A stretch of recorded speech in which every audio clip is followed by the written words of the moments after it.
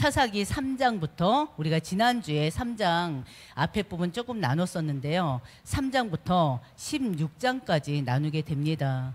지난주 거는요, 지난주 말씀은 1장부터 3장 6장까지는요, 6절까지는 어떻게 보면 서론 부분이기도 해요. 사사기 서론 부분이고요. 그리고 오늘 3장 7절부터 16장 31절은요, 본론 부분이기도 합니다. 그래서 오늘 나눌 말씀의 제목은 다시 시작하시는 하나님의 은혜예요. 하나님의 은혜는 한 번으로 끝나지가 않습니다. 우리가 뭐 이미 신앙생활을 해왔던 것처럼 해오시면서 우리가 항상 어떻게 보면 하나님께 영광 돌리는 삶만 산 게 아니잖아요. 어떻게 보면은 하나님께 영광 돌리는 삶을 살기보다는 하나님께 걱정을 끼쳐드리거나 하나님 마음을 아프게 하거나 고로 하나님과의 영광을 돌리기보다 근심 걱정을 하게 한 날이 더 많지 않았나 싶습니다. 그럼에도 불구하고 하나님은 항상 우리를 내치지를 않으셨어요. 때로는 우리가 너무 죄악 가운데 빠져들고 세상에 빠져들고 육신의 정욕 가운데 있을 때는 잠깐 내버려 두시기도 하셨어요. 왜? 우리가 내버려 두실 때 우리가 당하는 그 고통 가운데 고난 가운데서 하나님을 더 바라보게 하기 위한 하나님의 방법이었습니다. 그러나 하나님께서는 항상 우리를 눈동자같이 지키시고 그리고 항상 우리에게 은혜를 덧입는 자들이 되게 하셨어요. 그렇지 않습니까? 여러분들이 신앙생활이 몇십 년이 됐고 몇 년이 됐던 간에 결국에는 그 신앙의 그 시간 동안에 그리스도인으로서 삶을 사는 동안에 거의 대부분이 하나님의 은혜로 사라지지 않았습니까? 바로 오늘 말씀처럼 다시 시작하시는 하나님의 은혜예요. 우리가 어떤 상황에 빠져 있든지 어떤 어려움 속에 있든지 우리가 연약해서 또 우리 스스로가 하나님 원치 않는 그런 일을 하더라도 하나님은 또 기다려 주시기도 하고 회개하고 돌아왔을 때는 바로 또 끌어안아 주시는 하나님, 바로 그 하나님은 은혜의 하나님이요 사랑의 하나님이십니다. 그걸 기억하셔야 돼요. 우리가 일부 강단 대예배를 통해서 지금 하나님의 심판과 하나님의 진노에 대해서 말씀을 나누고 있는데요. 하나님의 심판이 결국에는 무엇으로 비롯되었다고 했습니까? 하나님의 사랑으로 비롯된 거라고 했잖아요. 우리가 로마서 이제 3장까지 이제 하다 보면 아, 진짜 하나님의 사랑이 이렇게 크구나. 복음이 이렇게 위대하구나. 그걸 더 뼈저리게 느낄 것입니다. 그래서 모든 진노와 모든 심판에는 또 다른 하나님의 은혜가 있음을 기억하시길 바랍니다. 하나님은 사랑의 하나님이세요. 참고 기다리시고 인내하시는 하나님이세요. 그리고 다시 한번 반복하는데요. 은혜를 주시는 하나님이심을 항상 잊지 마시길 바랍니다. 우리가 지금 이제 사사기를 계속하고 있는데 오늘은 사사기 두 번째 시간이에요. 바로 여호수아가 죽고 왕정이 시작되기 전 바로 350년 기간이 사사 시대라고 했어요. 지난주 말씀드렸죠. 이스라엘은 하나님의 은혜로 하나님이 약속하신 땅, 바로 가나안 땅에 들어갔습니다. 이스라엘 민족들은요, 이스라엘 백성들은요, 여호수아가 살아있을 때 하나님을 경외하며 살았어요. 여호수아가 이끌었을 때 불만과 불평 속에 있던 1세대들은 다 죽고 이제 2세대들이 이제 모세를 통해서 다시 한번 하나님 언약이 신겨지고 다시 하나님을 믿는 그 믿음이 다시 회복되면서 여호수아 때는 그래도 하나님을 섬기며 살았습니다. 그리고 또 여호수아가 죽고 나서도요, 바로 출애굽의 역사를 아는 그 시대 사람들, 가나안 정복을 경험한 장로들, 그 시대 사람들은 그래도 하나님께 여호와 하나님께 순종했었습니다. 근데 문제는 누구한테 있다고 그랬어요? 다음 세대부터 시작됐습니다. 여호수아와 그 세대가 모두 죽자 다음 세대가 하나님을 알지 못하게 되어버렸어요. 하나님께서 이스라엘에 행했던 그 큰 응답의 역사를 이들은 몰라요. 그리고 기억해 보시기 바랍니다. 여호수아 4장에 이스라엘 백성들이 요단을 건넜어요. 요단을 건널 때 행한 일이 있었죠. 기억나십니까? 뭐 했었죠? 여호수아의 명에 따라서 12대를 취해서 기념비를 세웠어요. 그 기념비는 뭘 위한 기념비였죠? 다음 세대들에게 하나님이 우리 민족을, 우리 이스라엘 민족들을 이만큼 구원해 주시고 이만큼 이끌어서 인도해 주시고 하나님의 약속의 땅 가나안까지 이제는 가게 하신 것을 알게 하기 위함이라고 그랬습니다. 중요한 것은 기념비까지 세워가면서 다음 세대들에게 하나님이 누군지, 하나님이 어떤 분인지, 하나님이 이스라엘에 어떤 축복을 주셨는지 그 대역사를 알게 하기 위해서 세운 기념비란 말이에요. 근데 여호수아 때 여호수아가 죽고 그때 있었던 사람들이 다 죽고 나서는 이 다음 세대들이 하나님을 알지 못했더라 그랬어요. 하나님이 행하신 그 큰 역사를 알지 못했더라 했습니다. 기념비는 뭐예요? 한마디로 외적인 표지일 뿐이었습니다. 하나님의 백성들이, 다음 세대들이 하나님을 몰랐다는 게 아니에요. 하나님을 들어서는 알아요. 근데 그 하나님을 인격적으로 만나지 못했다는 뜻입니다. 그 하나님의 존재는 아는데 그 하나님을 사실적으로 믿지를 경외하지 못했다는 거예요. 믿지를 못하고 경외하지 못했다는 거예요. 알 뿐이지. 불신자들이 하나님 모릅니까? 알아요. 하나님 이생 창조하신 분이라는 거 믿든지 안 믿든지 알아요. 들어서도 알아요. 또 미션스쿨 다닌 사람들은 알아요. 예수님이 인간의 죄 때문에 십자가 못 박아 돌아가시고 부활하셨다는 것도 알아요. 근데 안 믿어요. 똑같은 거예요. 기념비 알아요. 하나님 누군지, 하나님 이스라엘 백성들이 이렇게 했다 알아요. 근데 당신들은 믿지 않는 거예요. 다음 세대들은. 나하고는 상관이 없는 거예요. 기념비는 하나님이 행하신 일을 보여주는 외적 표지일 뿐이었습니다. 그 기념비의 의미를 다음 세대들에게 계속 영적으로 교훈하고 가르쳤어야 돼요. 다음 세대가 실제로 하나님을 경험하도록 이끌었어야 됩니다. 선대들이, 부모들이, 지도자들이. 근데 지금 현 시대로 따지면은 아이들이 그냥 교회 다닌다고 그 한 가지만으로 됐다 그러고 끝내버린 거예요. 별도의 하나님의 역사를 체험할 수 있도록, 말씀을 체험하고 기도를 체험하도록 끌지를 못해버린 것입니다. 그러니까는 무늬만 기독교인인 거예요. 바로 이 세대가 그랬다는 거예요. 그래서 우리 중직자님들은, 우리 부교육자들은, 저를 비롯해서 우리 모두는 하나님의 말씀을 체험하는 자들이 돼야 되겠고요. 진짜 기도하면서 그 기도를 체험하는 자들이 돼야 돼요. 그게 진짜 신앙생활 아니겠습니까? 기도해야 되는 거 알잖아요. 말씀 읽고 듣고 묵상해야 되는 거 알잖아요. 근데 하는 게 중요한 게 아니라 그걸 체험해야 돼요. 내가 체험해야 돼요. 하나님 은혜를 체험해야 돼요. 체험한 자는 무섭습니다. 말씀을 체험하고 기도를 체험한 자는요 절대 무너지질 않아요. 왜? 체험을 했기 때문에.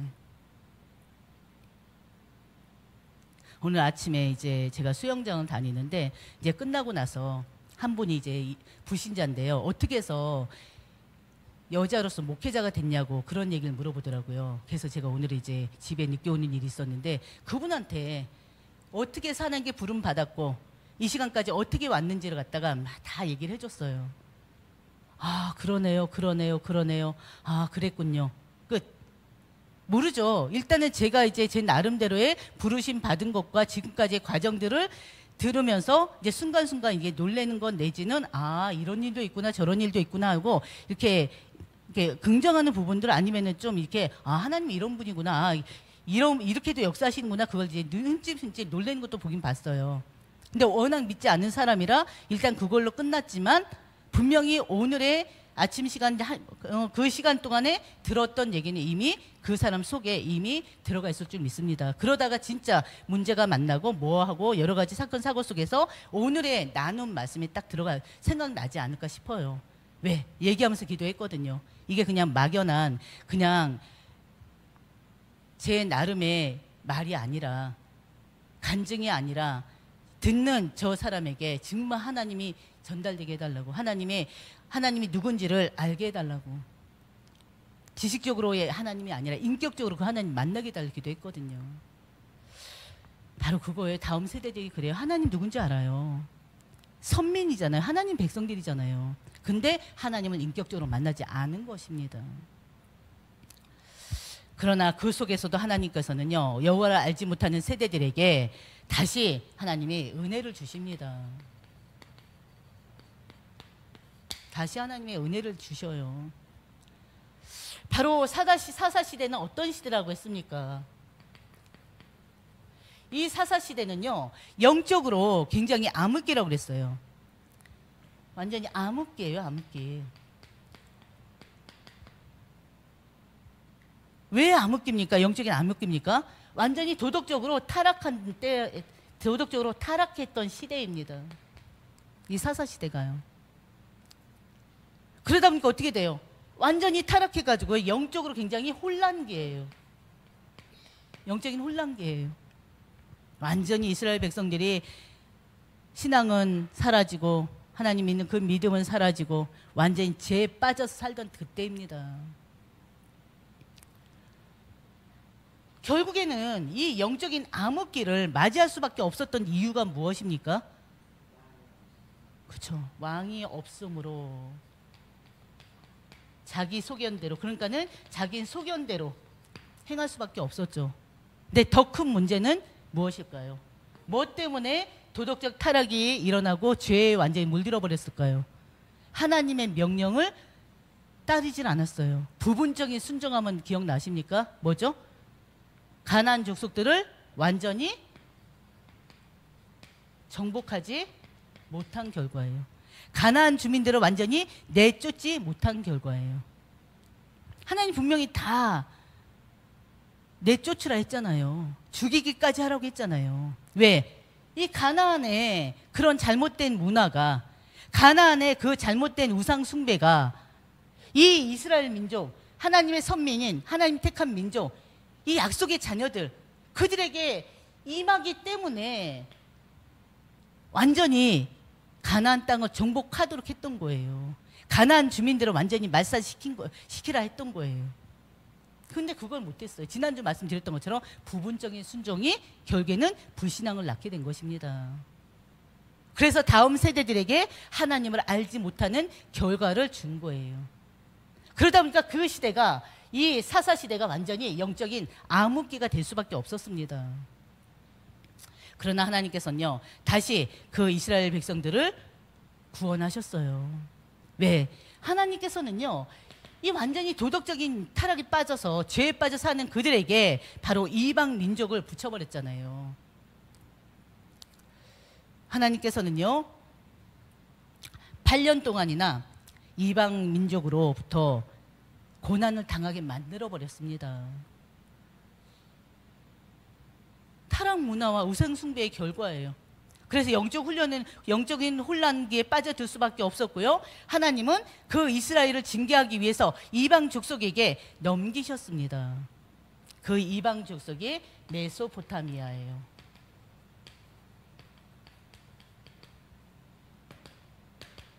이 이방 민족을 통해서 바로 이스라엘 백성들은요, 8년 동안이나 혹독한 압제를 당했습니다. 그래서 너무나 괴로운 나머지 하나님께 막 부르짖어요. 우리 민족을 구해달라고 부르짖어요.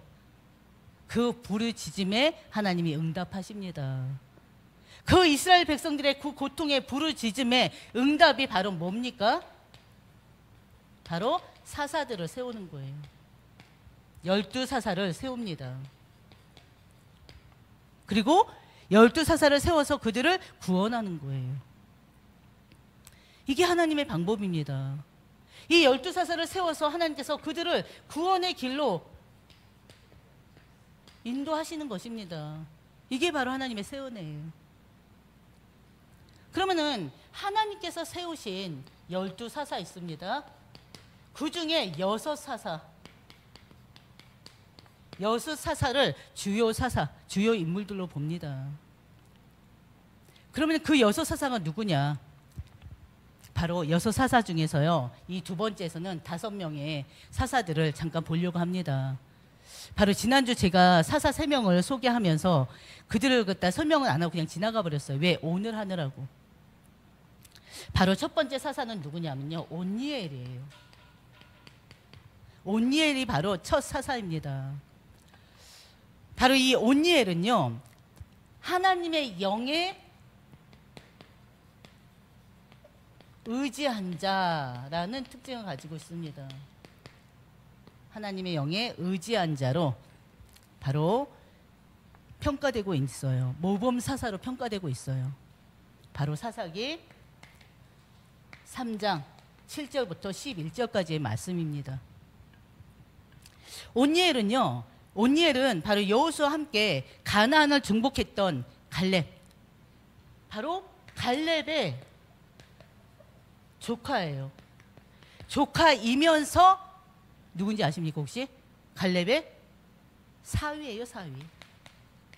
갈렙이 바로 자신의 딸 악사를 이 온니엘에게 줬습니다. 그래서 이 온니엘은요 갈렙의 조카이면서 사위예요. 이스라엘이요 하나님을 버리고 우상 숭배에 빠졌을 때 하나님께서는 이 메소포타미아 왕에게 넘기셨습니다. 8년 동안 고통을 겪게 하셨어요. 이때 이스라엘 백성들이 하나님께 부르짖었다고 했잖아요. 그때 그 부르짖음에 하나님께서 첫 사사로 바로 온니엘을 부르짖음에 응답하기 위해서 첫 사사로 온니엘을 사용하신 것입니다. 부르신 것입니다. 바로 이 온니엘은요 하나님의 영에 감동된 온니엘은요 메소포타미아 왕을 물리쳤고요 이스라엘을 그에서 해방시켰습니다. 그 압제에서 해방시켰습니다. 그 결과 바로 온니엘을 통해서 이스라엘은요 40년 동안 평안을 누려요. 평화를 맞이해요. 40년 동안. 한마디로 온니엘을 통해서 우리가 뭘 알 수 있느냐, 바로 우리 인간의 능력으로는 그 어떤 죄도 이길 수 없다. 세상의 유혹을 이길 수 없다. 성령에 의지하지 않고는, 하나님 말씀에 순종하지 않고는 절대 하나님이 주시는 참 평안을 누릴 수 없음을 보여주는 것입니다. 결국에는 이스라엘 백성들이 하나님 말씀을 듣지 않고 우상을 섬기고 이 잘못된 타락 문화에 빠져 살았기 때문에 하나님께서 바로 메소포타미아 왕을 거기다 붙이신 거예요. 하나님의 심판이 임했던 거죠. 뭐 때문에요? 이스라엘 백성들을 다시 말씀으로 하나님을 바라보도록 회복하기 위해서. 그래서 이 온니엘을 통해서 40년 동안의 평안을 유지합니다. 그러면서 온니엘이 죽어요. 그러니까 이 이스라엘 민족들은 다시 또 제약 속에 빠집니다. 이스라엘 민족의 빌성의 특징이 뭐냐면요, 사사가 있을 때는 다시 회개하고 하나님을 또 바라봐요.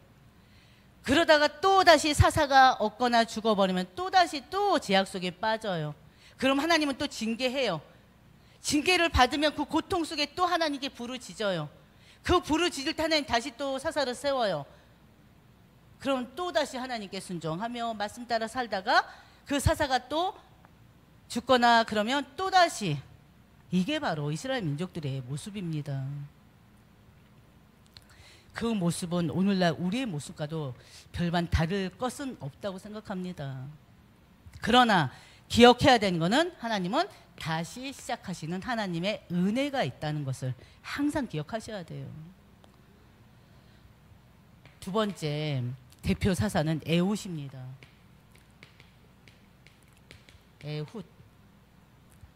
에훗인데요. 이 사람은 바로 지난주에 말씀드렸던 것처럼 왼손잡이에요. 그러나 이 사람 특징은요, 하나님의 지혜와 또 전략으로 승리를 이끈 사사입니다. 바로 3장 13장에서 20절까지 이 사람에 대해서 나와 있습니다. 12절부터 이스라엘 백성이요 다시 하나님 앞에 악을 행하자 하나님은 이번에는 모압 왕한테 붙여버렸어요. 모압 왕 에글론을 들어서 이스라엘을 징계하십니다. 바로 이스라엘은요 18년 동안이나 이 모압 왕 에글론의 에글론을 통해서 고통을 당합니다. 압제를 받아요. 그래서 이스라엘이 또 고통 속에서 하나님께 부르짖습니다. 그러자 하나님께서 세우신 자가 바로 에훗이에요. 이 사람은 베냐민 사람입니다. 베냐민 사람이에요. 베냐민 집의 출신으로 바로 왼손잡이 에훗을 사사로 세우셨는데요. 이 에훗은요, 왼손잡이를 그걸 오히려 장점으로 삼아서, 장점으로 활용해서요, 지혜롭게 이 계획을 세우고요, 전쟁 계획을 세우기요, 그리고 모압 왕을 암살하고 끝내는 모압 군사 1만 명을 죽입니다. 그래서 이 에훗을 통해서요, 이스라엘은요, 모압의 압제에서 구원해냅니다. 해방됩니다. 그리고 이 이스라엘은요, 80년 동안을 평안을 누려요. 80년 동안 이 에훗을 통해서. 이 에훗을 통해서 우리가 알 수 있는 게 뭘까요? 하나님은요, 사람들의 눈에 보이는 약점, 왼손잡이라는 약점, 그 약점을 오히려 사용하셔서 바로 승리하게 하시는 분이십니다. 하나님의 부르심과 우리가 하나님의 부르심에 순종할 때 바로 하나님은 우리의 약점을 활용하셔서 어떻게 해서든 승리할 수 있도록 만들어 주신다는 거예요. 우리 모두는 각각의 약점들이 있잖아요. 자기 나름대로 약간 이렇게 좀 그런 부분도 있지 않습니까? 뭔가를 내세우지 못하고 그 약점 때문에 때로는 자존감이 낮아지는 부분도 있잖아요. 근데 하나님은 오히려 우리의 연약함을 사용하시고 우리의 약점을 들어 쓰신다는 거. 그것을 에훗을 통해서 우리가 깨달을 수 있어야 돼요. 그 다음에 바로 제가 제일 좋아하는 사사예요. 혹시 누굴까요? 두보라예요, 두보라. 같은 여자기 때문에도 그렇고요. 두보라 사사를 제가 제일 좋아합니다. 두보라 하면요, 말씀을 분별하는 예언적인 통찰이 있는 자예요. 예언적인 통찰을 가지고 있어요. 그러면서 오로지 하나님 말씀에 순종함을 통해서 이스라엘을 회복시킨 사상입니다. 그래서 결국에는 사사들이 하나님께 들어 쓰시는데요, 승리의 비결은 공통점은 바로 뭘까요? 하나님의 말씀의 순종이에요. 고로 우리 역시도 지금 매일매일의 삶을 살아가는데 다른 것을 의지하고 다른 것을 바라보는 것이 아니라 오로지 하나님 말씀을 바라보고 말씀만 의지하면 됩니다. 그렇지 않습니까? 하나님 말씀에 절대 순종, 절대 복종, 그 사람을 하나님이 쓰시고요, 그 사람을 통해서 하나님은 계속적으로 하나님의 역사를 이뤄 나가요. 바로 두보라가 바로 그런 사람입니다. 하나님 말씀을 분별할 수 있는 예언자적 통찰을 가지고 있었고요, 순종함으로, 하나님 말씀에 순종함으로 이스라엘을 회복시킨 뛰어난 지도자로 평가받고 있어요. 바로 사사기 4장 5장입니다. 4장 5장. 두보라는요, 선지자였어요. 사사로 부름받기 전에. 백성들의 송사를 듣는 선지자였고요, 사사였고요, 하나님 말씀을 선포하는 그런 선지자였습니다. 이스라엘은요, 또 제약 가운데 빠졌어요. 가나안 족속하고요 완전히 뒤섞여가지고요, 가나안 족속이 뒤섞여가지고 또 바알을 섬기고 아세라를 섬기고 하나님을 완전히 떠나삽니다. 그 결과 가나안 왕 야빈이라는 가나안 왕, 그리고 그의 군대 장관 시스라, 이 가나안의 왕과 군대 장관 시스라가 이스라엘을 20년 동안을 고통 가운데 빠뜨려 버려요. 무자비하게 20년 동안을 이스라엘 백성들을 압제합니다. 그때 하나님께서 유일한 여선지자 두보라를 사사로 세우신 거예요. 두보라는요, 바락과 함께요 전장에 나섰고요, 하나님의 능력으로 이 시스라의 군대를 완전히 물리쳐 버립니다. 두보라는요, 특히나 승리한 후에도요 절대 자신에게 영광을 돌리질 않았어요. 승리한 후에도 모든 영광을 하나님께 올렸습니다. 그 결과 바로 이스라엘은 40년 동안 평안을 누려요.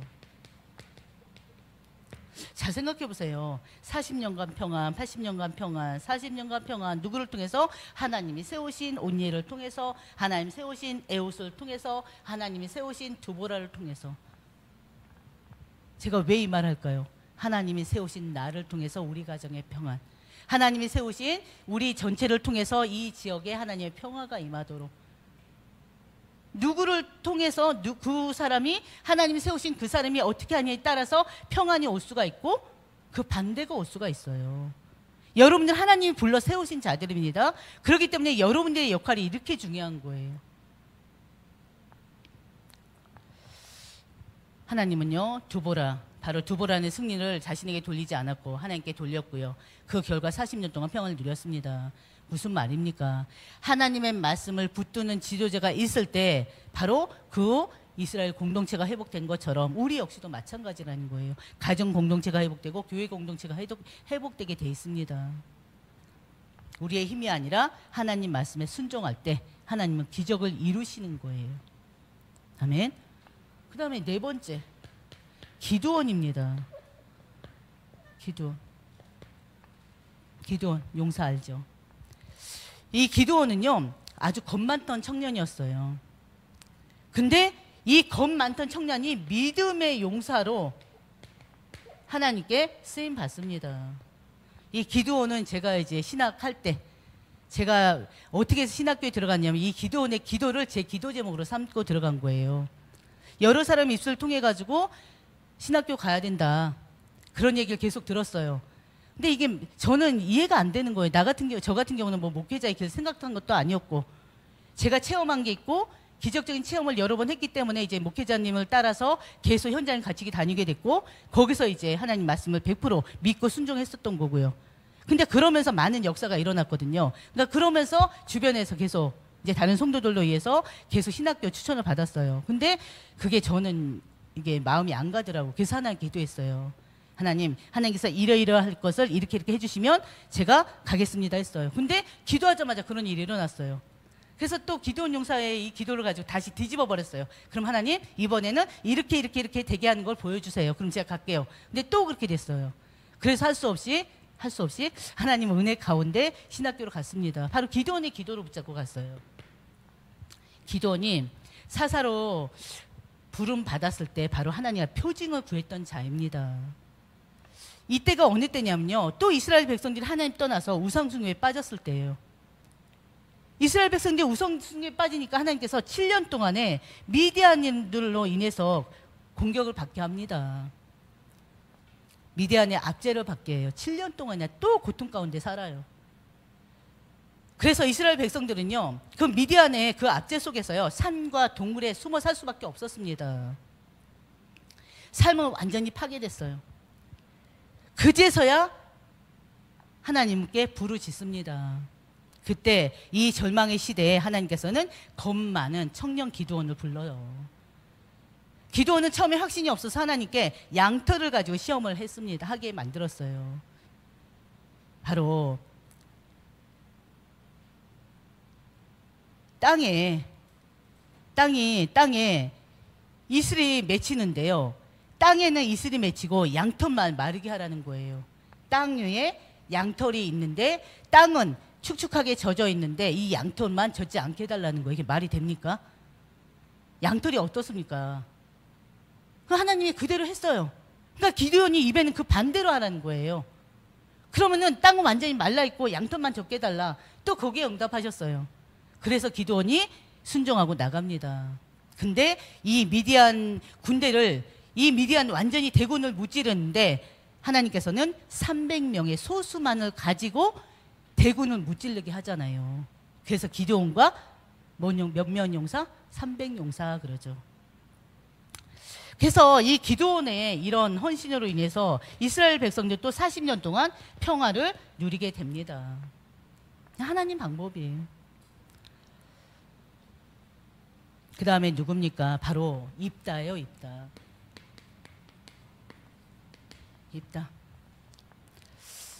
입다는요, 서자의 아픔을 가진 자예요. 이스라엘은 다시 하나님을 버리고요, 바알과 또 아스다롯을 섬깁니다. 그리고 또 바알과 아스타롯뿐만이 아니라 이방 신들을 섬겨요. 그 결과 또 암몬 족속으로부터 또 고통을 당하는데요. 암몬 족속으로부터 18년간 또 압제를 당합니다. 이스라엘 백성들이 또다시 하나님 앞에 호소해요. 하나님께 부르짖고요. 하나님은 바로 그때 입다를 사사로 세우십니다. 입다는요, 기생의 아들이에요. 기생의 아들로서 태어나서요, 이복 형제들한테 외면을 당합니다. 그래서 집에서 내쫓김을 당해요. 가문에서 완전히 쫓겨나서요, 입다는 도피 생활하면서 살아요. 그런 입다를 어떻게 보면 사회적으로 가정으로부터 버림받는 자잖아요. 그 사회적으로 버림받은 입다를 하나님이 사용하십니다. 그 상처받는 입다가 하나님께 헌신할 때 하나님은 그를 통해서 이스라엘을 구하게 합니다. 그래서요, 이 입다는요, 바로 암몬과 싸워서 승리해요. 근데 중요한 거, 승리까지 한 건 좋은데 잘못되게 하나님한테 잘못된 소원을 해버려가지고 자신의 딸, 외동딸을 죽게 합니다. 열심히 너무나 앞서가지고 서원부터 해버린 거예요. 서원했으니 어떡합니까? 서원한 대로 딸을 드렸어요. 참 안타깝죠. 바로 어떻게 보면 이 입다를 통해서 우리가 알 수 있는 건요, 신앙의 깊은 이해 없이 열심만 앞설 때는 그에 따른 위험이 또 따른다는 거. 그래서 세상이 또 입다를 통해서 알 수 있는 것은 세상이 보기에는 하찮고 상처 많고 실패한 사람이지만 하나님이 사용하시면 반드시 크게 쓰임받는다는 거. 그걸 우린 또 볼 수 있어야 돼요. 그래서 모든 영혼들을 우리는 긍휼히 여겨야 되는 거예요. 이 사람은 이래서 안 되고 저 사람은 저래서 안 되고, 우리 인간이 함부로 정죄하고 판단해서 안 되는 것입니다. 바로 하나님께는 다 똑같이 소중하고 귀한 사람들이에요. 하나님의 형상 가진 모든 사람 똑같아요. 하나님 편에서는. 그래서 하나님은 기생의 아들이며 형제들에게 버림받은 입다를 통해서 구원 역사를 이루셨습니다. 마지막 사사가 누굴까요? 세 번째로 별도로 떼놨어요. 너무나 우리가 잘 아는 사사고요, 중요한 인물이기 때문에. 누굴까요 혹시? 삼손. 삼손을 통해서 하나님은 어떤 은혜를 끼치시냐, 실패 속에서도 역사하시는 바로 하나님이세요. 실패 속에서도 역사하시는 하나님. 누구? 삼손 이야기입니다. 이스라엘은 또다시 우상을 섬겨요. 그 결과 완전히 이번에는 블레셋에 완전히 압제를 당합니다. 블레셋에 완전히 압제를 당해요. 그때 하나님께서 이스라엘을 구원하기 위해서 놀라운 계획을 세우셨습니다. 사사기 13장 5절 한번 볼까요? 사사기 13장 5절.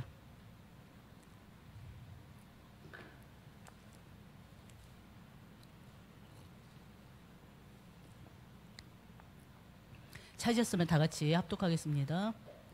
사사기 13장 5절. 읽어보세요. 보라 내가 임신하여 아들을 낳으리니 그의 머리에 삭도를 대지 말라. 이 아이는 나스린이 되어 마음으로부터 하나님께 바쳐진 나시린이 됨이라. 그가 블레셋 사람의 손에서 이스라엘을 구원하기 시작하리라 하시니. 아멘. 삼손이에요. 삼손은 나시린으로 태어납니다. 나시린으로서 출생부터 하나님 목적을 가진 자였습니다. 바로 나시린으로 구별해서 태어나서 이스라엘의 구원자로 하나님이 세우신 인물입니다. 나시린이 누굽니까? 하나님께 헌신하기 위해서 완전히 구별되어서 바쳐진 자를 얘기하잖아요. 하나님께 구별되어서 바쳐진 자, 드려진 자를 말합니다. 삼손과 사무엘, 또 세례 요한이 바로 평생 나시린으로 하나님께 부름받은 자죠. 누구라고요? 삼손과 사무엘과 그 다음에 세례 요한, 나시린. 평생에 드려진 나실인입니다. 오늘날 우리 성도들이 여러분들이 바로 영적인 나실인이에요. 하나님께 부름받아지고 부름받고 하나님께 드려진 자들 아닙니까? 우리는요, 예수를 통해서 예수 그리스도 안에서 영적인 나실인으로 태어난 자들입니다. 우리 모두 예수의 피로 하나님께 구별된 거룩한 백성이잖아요. 나실인에게는 반드시 지켜야 될 규례가 3가지가 있었죠. 기억나는 대로 한번 말씀해 보실까요? 머리에 삭도를 대면 안 된다. 또 포도주, 독주를 입에 대면 안 된다. 그 다음에 부정한 시체를 만져서도 안 된다. 이 3가지가 나실인에게 공통적으로 명한 말씀입니다.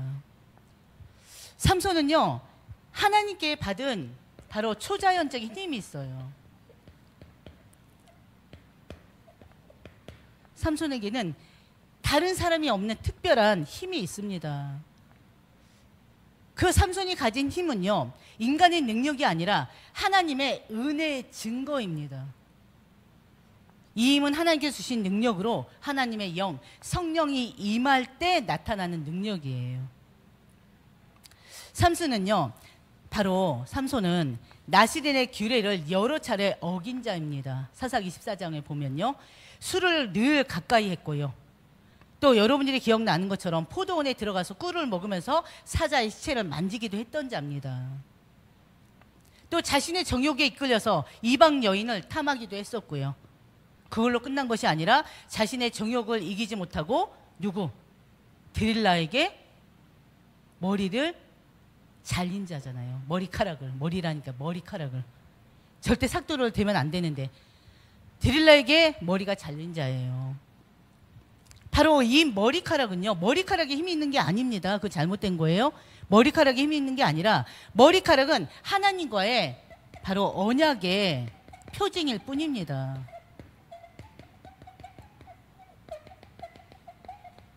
머리카락에 힘이 있다고 알고 있는 사람들이 많더라고요. 머리카락에 아무 힘이 없어요. 단 삭도를 대지 말라는 그 언약의 표징일 뿐입니다. 그래서 머리카락 자체가 힘을 주는 것이 아니라 머리를 깎지 않는 것은 나실인으로서 하나님과 맺은 언약을 지키는 상징이었어요. 바로 삼손이 드릴라에게 머리카락이 잘렸다는 것은 하나님의 언약을 저버렸다는 뜻이에요. 그 결과, 그것은 바로 하나님의 언약을 저버렸다는 것은요, 불순종을 얘기합니다. 그 불순종을 의미하고 그때 삼손에게서 하나님의 영이 떠나버렸어요. 불순종한 결과예요. 육신의 정욕을 이기지 못하고 이방인 여인과 결혼하고 결국엔 또 이방 여인 드릴라를 사랑하면서 그에게 완전히 마음, 생각 다 뺏겨버렸잖아요. 그리고 나서 머리를 깎였어요. 이때 하나님의 영이 떠나니 힘이 빠져버린 거예요. 결국에 이 삼손은 어떻게 됐습니까? 사사기 16장 보면요, 하나님의 부르심에 결국에는 망각한 채요, 힘을 잃고 블레셋에 붙잡혀 두 눈이 다 뽑혀버립니다. 그리고 다곤 신전 앞에서 조롱을 당하고요, 수치스러운 신세가 돼버리죠. 두 눈이 뽑힌 상태로 맷돌을 돌리고 막 그랬잖아요. 기억나십니까, 말씀이? 삼손은 그 수치스러운 자리에서 마지막으로 하나님께 회개하고 기도합니다. 진짜 극적인 장면이에요. 한번 그 장면을 한번 생각해 보세요. 영화의 한 장면입니다. 사사기 16장 28절 한번 더 보겠습니다. 사사기 16장 28절이에요.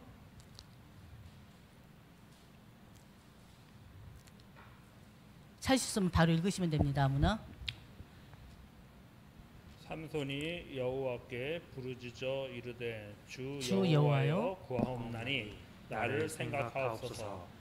하나님이여 구하옵나니 이번만 나를 강하게 하사 나의 두 눈을 뺀 블레셋 사람에게 원수를 단번에 갚게 하옵소서 하고. 아멘. 우리 다 같이 다시 한번 읽어보겠습니다. 시작. 삼손이 여호와께 부르짖어 이르되 주 여호와여 구하옵나니 나를 생각하옵소서. 하나님이여 구하옵나니 이번만 나를 강하게 하사 나의 두 눈을 뺀 블레셋 사람에게 원수를 단번에 갚게 하옵소서. 아멘. 삼손이 처음으로 하나님께 회개하며 은혜를 구하는 기도를 한 것입니다. 하나님은 그 기도를 들으시고 다시 한번 은혜를 주셔요. 오늘 제목의 말씀처럼 다시 시작하시는 하나님의 은혜. 삼손은 두 기둥을 힘껏 밀어서 이스라엘 신전을 완전히 무너뜨립니다. 그 순간에 많은 블레셋 사람들이 어떻게 해요? 죽임을 당해요. 그럼으로써 하나님의 구원이 성취됩니다. 이스라엘 향한 구원이 성취됩니다. 바로 삼손은요, 실패의 연속의 삶을 살았어요. 사살에 있는 동안에. 그러나 마지막 순간에 하나님의 은혜를 붙잡았을 때 하나님은 그를 다시 사용하십니다. 그리고 나서 신전이 무너지면서 삼손도 죽죠. 바로 그 삼손은요, 바로 누구를 얘기할까요? 참된 구원자 예수 그리스도의 예표이기도 합니다. 삼손뿐만이 아니죠. 모든 사사들은요, 완전한 구원자가 절대 될 수가 없어요. 그렇죠? 구원의 길로 이끄는 영적 지도자들이에요. 그러나 예수님은 바로 참된 구원자이십니다. 그 사사들이 바로 예수 그리스도의 그림자예요. 삼손은 죽음으로 원수를 이기고 이스라엘을 구했습니다. 그렇지만 예수님은 십자가에서 죽으심으로 죄와 사망의 권세를 완전히 깨뜨리셨어요. 우리는 오늘 이제 6명의 사사를 보았는데요. 하나님께서 사사를 움직일 때가 언제였는지, 이스라엘 백성들이 완전히 죄악에 빠져서 우상을 섬기며 하나님의 말씀을 멸시할 때 하나님은 반드시 그 징계로 다른 이방 사람들을 붙여버렸어요. 이방 민족을 붙여서 그들이 몇 년 동안 바로 18년간 그리고 또 18년간 이렇게 하나님은 20년간 이렇게 압제를 당하게 징계하셨습니다. 반드시 압제를 당했을 때야말로 그때서야 이스라엘 백성들은 하나님께 또 회개하며 기도했어요. 근데 하나님께서는 그들이 한두 번도 아니고 수십 번 회개하고 하나님 앞에 부르짖을 때 또다시 은혜를 주시는 하나님이셨습니다. 바로 그 하나님을 기억하시길 바랍니다. 그래서 어떻게 보면 우리가 신앙생활하면서요, 절대 절망할 일이 없어요. 우리에게 여러분에게 어려움이 옵니까? 문제 옵니까? 다시 하나님께 돌아서세요. 그 하나님 또 새 은혜를 주신다니까요. 그래서 우리가 신앙생활하면서 절대 절망에 빠지지 마시고요, 항상 소망을 가지고 하나님 바라보는 여러분들 되시기를 주의 이름으로 축원드립니다. 우리 찬송가 197장